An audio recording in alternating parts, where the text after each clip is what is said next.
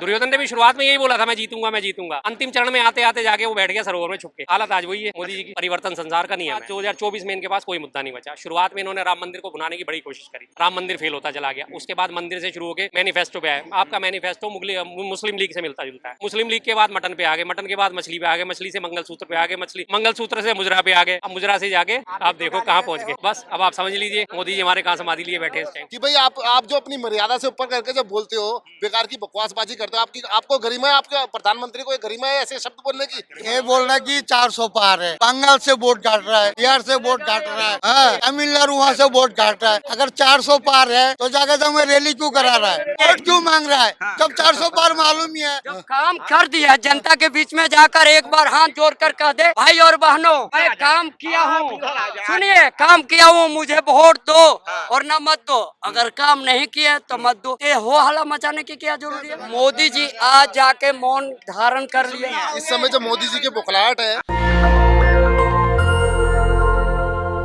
अब सभी चुनावी विश्लेषक इस बात की चर्चा कर रहे हैं कि किस गठबंधन को कितनी सीटें आएंगी। और अभी हम चांदनी चौक में हैं तो यहाँ भी बहुत सारे लोग मौजूद हैं, तो उनसे कुछ बातचीत करते हैं। हमारे साथ मौजूद हैं शर्मा जी। शर्मा जी, आपका स्वागत हमारे चैनल। धन्यवाद सर, नमस्कार सर, क्या कहेंगे, कौन सा गठबंधन जीत रहा है? 10 साल से लगातार जो है कांग्रेस कह रही कि हम आ रहे हैं, लेकिन मोदी जी भी दमखम लगाए हुए हैं, ध्यान में लीन है, और इस बार वो कह रहे हैं कि 400 सीटों के साथ हम सरकार बनाने जा रहे हैं। आपको क्या लगता है?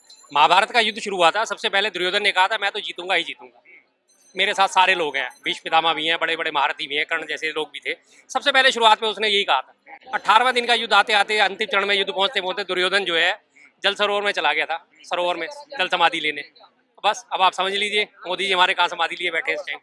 अच्छा, आपका कहना है कि कहीं ना कहीं वो अपनी हार को मान रहे, इसलिए वो कन्याकुमारी में जाके ध्यान में लीन है। बिल्कुल बिल्कुल, इसी तरह से मैंने आपको बताया ना कि दुर्योधन ने भी शुरुआत में यही बोला था, मैं जीतूंगा। अंतिम चरण में आते आते जाके वो बैठ गया सरोवर में छुप के। हालत आज वही है मोदी जी की। अच्छा ठीक है, आप सपोर्ट कौन अगर आपकी पार्टी जीतती है, आपको गठबंधन जीते, तो कौन बन रहे हैं प्रधानमंत्री, ये आप कुछ बता पाएंगे? बिल्कुल नहीं संदेह साहब, मैं तो पिछले 1 साल से बता रहा हूँ राहुल गांधी जी हैं। और इस बात को तो मैं क्या कहूँ, आपके जिससे हमारा मुकाबला है बीजेपी पार्टी से मुकाबला है। बीजेपी पार्टी में गृह मंत्री हैं अमित शाह जी, चाणक्य माने जाते हैं, नंबर 2 माने जाते हैं बीजेपी के। उन्हीं ने पिछले साल बयान दे दिया था कि जनता तय करेगी, पीएम मोदी होंगे राहुल। तो फिर हमें तो कुछ कहने की जरूरत ही नहीं बचती। अच्छा, कांग्रेस पार्टी लगातार 2 लोकसभा चुनाव लड़ी है, हमेशा चुनाव लड़ी है वो पिछले सारे चुनाव, लेकिन पिछले 2 बार से जो वो सैकड़ा पार नहीं कर पा रही है। और इस बार आप कह रहे हैं कि हम 300 सीटें ले आएंगे और सरकार बनाएंगे, तो कहां से सीटें आएंगी? क्योंकि भाजपा भी कमजोर नहीं है जितना हम देखते हैं उसे। जी, बात बिल्कुल आपकी सही है, ऐसा हमेशा चलता रहता है। देखिए सृष्टि का नियम है, कुछ लोग ऊपर कुछ लोग नीचे। जो आज तुम्हारा कल किसी और का होगा, परसों किसी और का हो जाएगा। परिवर्तन संसार का नियम है। तो पिछले 2 बार से कोई बात नहीं। 2014 में तो खैर ये जबरदस्त फैलाया गया था, 2G कोल घोटाला, 3G कोल घोटाला, और ये सारी दुनिया भर के हंगामे मचाए गए थे। कैग ने फर्जी रिपोर्टें दी कि ये सारे घोटाले हुए, जनता उनके फेवर में आ गई। ठीक है जी, बहुत हुई महंगाई की बार, अब की बार मोदी सरकार। लोगों ने भी कहा चलो इनको मौका दे देते हैं। 14 में वो जीत गए, कुछ नहीं करा उन्होंने काम। 2019 तक आते आते इनकी हालत पतली होने लगी थी। लास्ट एंड फाइनल इन्होंने फर्जी राष्ट्रवाद का सहारा लिया, जिसको कहा जाता है पुलवामा अटैक। आज 5 साल से ऊपर हो गए पुलवामा अटैक को, आज तक कोई भी उसका अभियुक्त नहीं पकड़ा गया, गुनहगार नहीं पकड़ा गया। और उसके बाद बाकायदा आचार संहिता के अनुसार शहीदों के नाम पे वोट नहीं मांगे जा सकते। पुलवामा अटैक होने के बाद बाकायदा मोदी जी ने वोट मांगे, आपका पहला वोट देश के शहीदों के नाम होना चाहिए। उस फर्जी राष्ट्रवाद का सहारा लेके 2019 में भी जीत गए। अब इसके बाद 2024 में इनके पास कोई मुद्दा नहीं बचा। शुरुआत में इन्होंने राम मंदिर को भुनाने की बड़ी कोशिश करी, राम मंदिर फेल होता चला गया। उसके बाद मंदिर से शुरू होकर मैनिफेस्टो पे आए। आपका मैनिफेस्टो मुस्लिम लीग से मिलता जुलता है।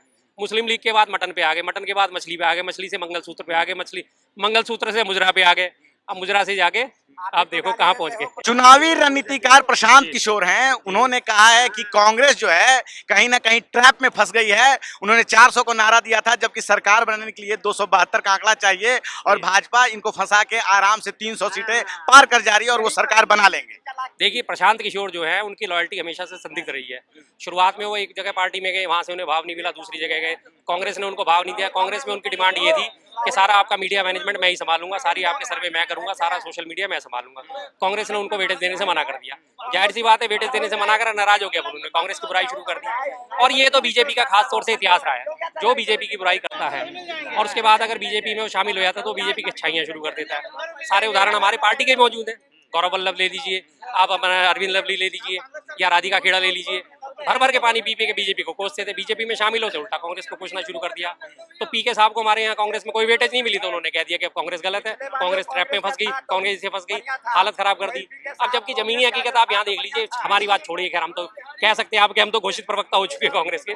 जनता का वहां से एक एक करके पूछना शुरू करिएगा, भाई इस बार किसकी सरकार? आप फतेहपुरी तक आपको लगातार 100 में से 80 लोग यही कहते मिलेंगे गठबंधन की सरकार।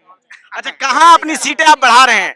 यूपी में, बिहार में, महाराष्ट्र, कहाँ आप अपनी सीटें बढ़ा कहाँ रहे हैं? आप ये हमें बताइए, क्योंकि सरकार बनाने के लिए 272 चाहिए। पहले तो आप हमें ये बताइए, क्या कांग्रेस बहुमत का आंकड़ा अकेले छू लेगी या इंडिया गठबंधन के साथ छूएगी? गठबंधन के साथ, गठबंधन के नहीं छू सकती। मैंने इसमें कोई अतिशयोक्ति नहीं है, कोई बड़ाई करने वाली बात नहीं, सच्चाई से मुंह मोड़ना गलत थी। अकेले नहीं, गठबंधन के साथ ही जीतेगा। यूपी में जहाँ तक मेरा अंदाजा लगता है, मुझे 25 से 30 सीटें आने की उम्मीद है यूपी में गठबंधन की, और अगर 30 सीटें आ जाती हैं तो काफी है। राजस्थान में भी काफी उम्मीद है, मध्य प्रदेश में भी काफी उम्मीद है, हरियाणा तो जीती पड़ी है। हरियाणा में लगभग कम से कम 8 सीटें कांग्रेस के खाते में हैं। तो हरियाणा में जाके आ चुका हूँ, जमीनी हकीकत मैंने देखी। यहाँ से रोहतक वाली सीट पे भी मैं गया था, दीपेंद्र सिंह हुड्डा जी वहाँ से लड़ रहे हैं, उनकी मैंने जाके देखी। गांव देहात में जहाँ वो गए हैं सिर्फ पंजाब। अच्छा, बहुत सारे चुनावी विश्लेषक कह रहे हैं कि बंगाल, उड़ीसा, आंध्रा और जो तटवर्ती इलाके हैं, तमिलनाडु, वहां पे जो है भाजपा अच्छा कर रही है। वहां से जो उत्तर भारत में कुछ सीटें जो वो खोएगी, तो वहां से वो पा लेगी और सरकार आसानी से बना लेगी। तो क्या आप इस बात को मानते हैं कि नहीं मानते हैं? ये सिर्फ नैरेटिव फैलाया गया। साउथ में इनको सीटें नहीं मिलने वाली, बिल्कुल सीटें नहीं मिलने वाली। साउथ की इनकी हालत खराब है। आपसे ही बात कर लेंगे सर, आप लगातार आप भी इधर आ जाए, हम आपसे ही बात करेंगे। ये बोल रहा है कि 400 पार है, बंगाल से वोट काट रहा है, बिहार से वोट काट रहा है, हाँ, तमिलनाडु वहाँ से वोट काट रहा है।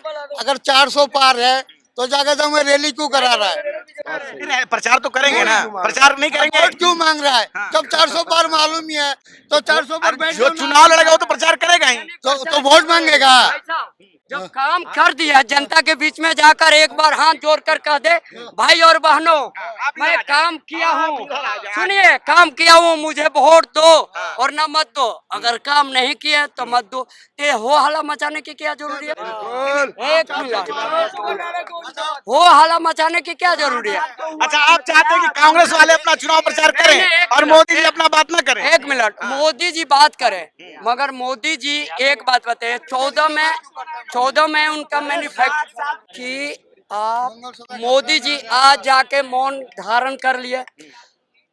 ब्रिजभूषण के लड़के के कार से 2 बंदे की मौत हो गई, तो कानून सजा देगा ना उसमें। अब मोदी जी कानून सजा अगर देता तो बीच में वहाँ इनकाउंटर क्यों किया जाता है उत्तर प्रदेश में? इसका जवाब आपके पास है? कानून अगर सजा देगा तो वहाँ इनकाउंटर क्यों किया जाता है? भागेगा तब ना उसको इनकाउंटर करता क्यों है। भाग रहे थे? प्रशासन देख रहा है, पुलिस के सामने वहाँ इनकाउंटर बंदे जाके उनके सामने गोली मार रहे हैं।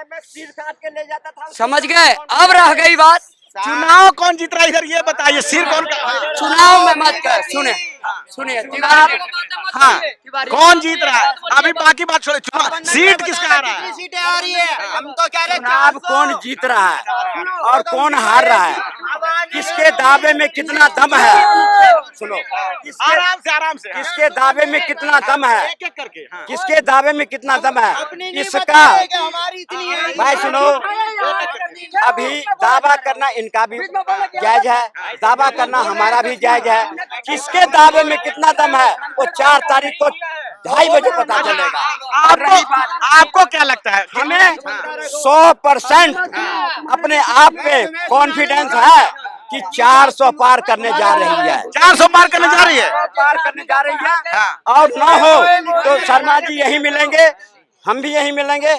आप 4 तारीख को शाम को 4 बजे यहाँ मिल जाना। ठीक है, ठीक। अच्छा, रही बात क्यों कहाँ से देखिए 303 सीट भाजपा, पिछली बार बहुत अच्छा प्रदर्शन, उसका अब तक का सबसे अच्छा प्रदर्शन। 100 सीट कहां से बढ़ेगी ये थोड़ा कुछ बताएंगे?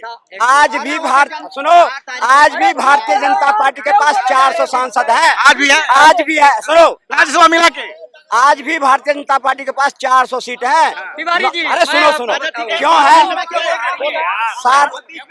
350 प्लस राज्यसभा तो 400 है ना। अगर मान लो 10 लोकसभा का चुनाव हो रहा है, लोकसभा के चुनाव की बात हो रही है। तभी तो हमने दिए टारगेट, पर विपक्ष मूर्ख आदमी है, उसे क्या पता। मूर्ख है। मोदी जी कह दिए हम 400 पार करेंगे, पूरा विपक्ष मूर्ख है। सुनो तो अब वो ढूंढने लगे कि 400 कहाँ से, 400 कहाँ से। अरे चुनाव तो 272 में ही होगी, बहुमत तो 272 मोदी जी कहे भाजपा का 400 चाहिए ना। अब 400 को ढूंढ रहे हैं, उसी में घूम रहे हैं, तब तक मोदी जी ने बेड़ा पार अच्छा मतलब मामला था 272 का, 400 ऐसे ही चल रहा है, 400 का कोई मतलब नहीं है। पड़ेगा 400 पड़ेगा, 100% पड़ेगा, और आप भी मिल जाना। अच्छा आ रहे हैं आपके पास सर क्या? तुम्हें मोदी देखिए अरे नहीं हमें किसी की राय नहीं सुननी है। इस समय जो मोदी जी की बौखलाहट है, देखिए माननीय प्रधानमंत्री मनमोहन सिंह जी ने एक बयान, अभी बहुत जो कहते हैं ना कम बोलते हैं, कम बोलने वाले इंसान ने एक बयान दिया है, इतना अच्छा बयान दिया है। समझदार, सिर्फ समझदार व्यक्ति ही ऐसी बात करेगा। उसने बोला है कि भाई आप जो अपनी मर्यादा से ऊपर करके जो बोलते हो, बेकार की बकवासबाजी करते हो, आपको गरिमा है, आपके प्रधानमंत्री को गरिमा है ऐसे शब्द बोलने की? ये प्रधानमंत्री की गरिमा है? बताओ मुझे आप। गरिमा का राज कांग्रेस गरिमा में था। देखो, एक प्रधानमंत्री चुनाव रही है हिंदुस्तान में, और जाके पाकिस्तान से कर रहा कि चाय वाला पाकिस्तान तो अगर बहुमत आ गया बीजेपी को, ये यूथ ने कहेंगे ईवीएम खराब है जरा। हाँ बहुमत आ गया बीजेपी तो ईवीएम खराब नहीं ना होगा। अच्छा चलिए वो सब बात की चीजें, 4 तारीख को देखा जाएगा ईवीएम खराब होने की बात। एक बात, ये इन्होंने ईवीएम को रोना बहुत रोए, बहुत फूट फूट के रोए, बहुत आंसू निकाले, और इन्होंने कहा ईवीएम हटा दो। इन्होंने कहा ये बताओ 100 इन्होंने कहा ईवीएम हटा दो, बैलेट पेपर से चुनाव करवाओ कर, बोले ना, बोलो ना।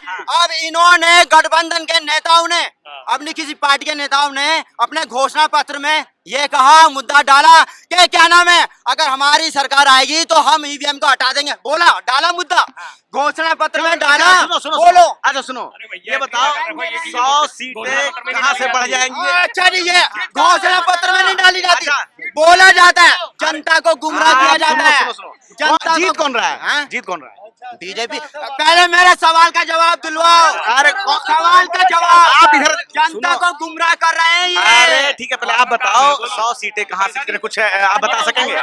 100 ये कह रहे नहीं, मैं आपसे बात नहीं कर रहा। मैं क्या बोल रहा हूँ, आप भी किसी पार्टी देखो, में ये किसी कह रहे पार्टी में। मत हो गुमराह, यानी कि ये जनता को गुमराह करेंगे। अरे आपको जो बोलना है, इनको जो बोलना है, हाँ। जनता सुन रही, जनता तो सोच लेगी। सब- जनता को गाना खाया, जनता ने गाना खाया, जनता अपने हिसाब सोच लेगी। जीत कौन रहा है बताइए? बाप का रात था और बेच दिया, लाल किला बेच दिया। सर हाँ आप बताओ कि कांग्रेस कहाँ सीट ला रही है, आप ये बताओ, क्योंकि कांग्रेस 2 बार से सैकड़ा भी नहीं पार करवाई है।